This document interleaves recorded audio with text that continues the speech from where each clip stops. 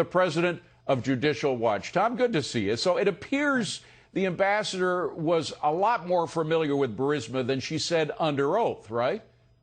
Well, that's exactly right. She had a former ambassadorial colleague of hers who was working for the McCain Institute, of all places, run an idea about funding a training for prosecutors in Ukraine, training funded by Burisma. And the ambassador responded appropriately. That's probably not a good idea. And her former colleague writes back, you know, I'm following your sage advice. We won't do it. And compare and contrast that with her testimony that she didn't know much about Burisma. And it further confirms, because we already have other evidence of this, that the Obama State Department knew full well about Burisma.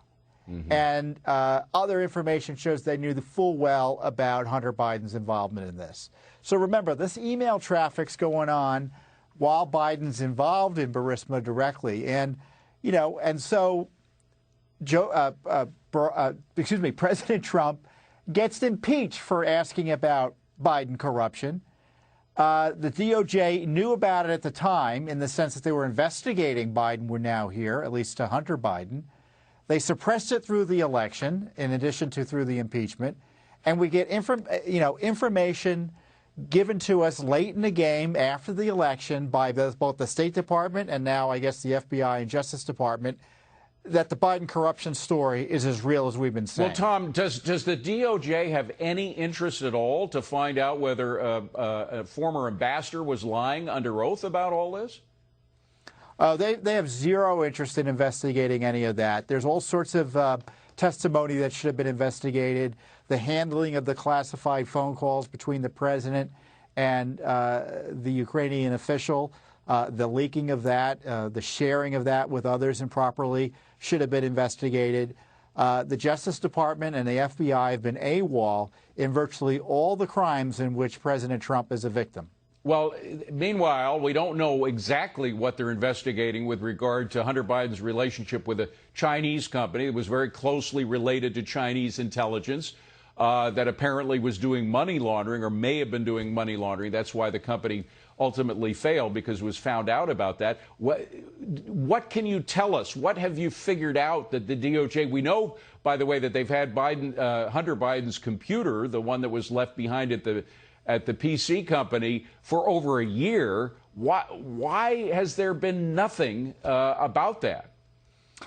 You know, they say they weren't investigating him or they were doing it. They weren't doing overt acts before the election because there's some rule that actually doesn't exist, that they're not supposed to do overt acts in a way that impacts an election, and that somehow covers the entire Biden family. Which, of course, they did exactly the opposite in 2016, right? Well, exactly. They were leaking the investigation to the Clinton campaign. Look, I don't believe the FBI was ever doing a serious investigation. Anything they were doing, they were kind of forced into doing. And to the degree they were doing anything, it was because of the heroic actions of Rudy Giuliani that forced their hand. I don't think the president can depend on the FBI and the DOJ to do anything these days, especially on these politically sensitive topics.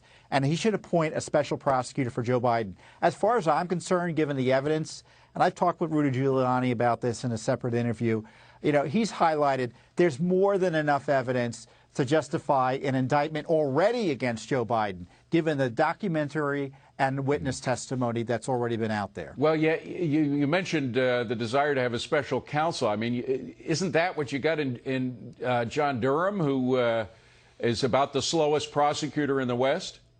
Well, you have someone who's outside the Justice Department do it. It should answer to the White House, not the Justice Department, which is compromised. Who would you choose?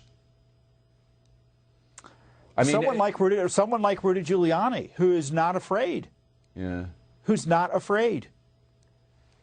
And someone who's less interested in protecting the problem is the last great prosecutor that I can remember, in fact, I mentioned him to John Solomon just a moment ago, was Bob Morgenthau, who was the DA in New York for many years. And he followed a track wherever it led. He didn't care what political party it happened to lead to.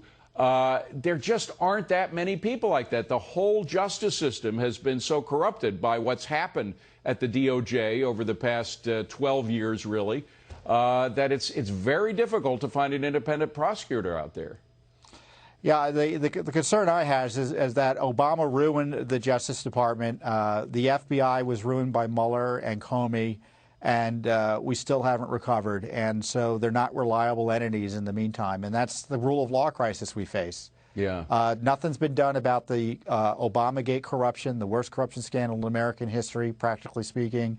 And Biden was protected by these agencies while they were attacking Trump. So what happens now? What happens if Joe Biden takes over in January? What happens to the Justice Department? I think they'll go through the motions in investigating his family, and, Biden will be free and clear. Okay, so he won't have to pull out a pardon for his son or himself. Yeah, I don't even think he'll have to exercise it. All right. Tom Fitton, we're, again, like I said to John Solomon, we're glad we have independent journalists and investigators out there to look into the truth, because apparently we're not going to get it from DOJ. We thank you for coming on, Tom. Good to see you.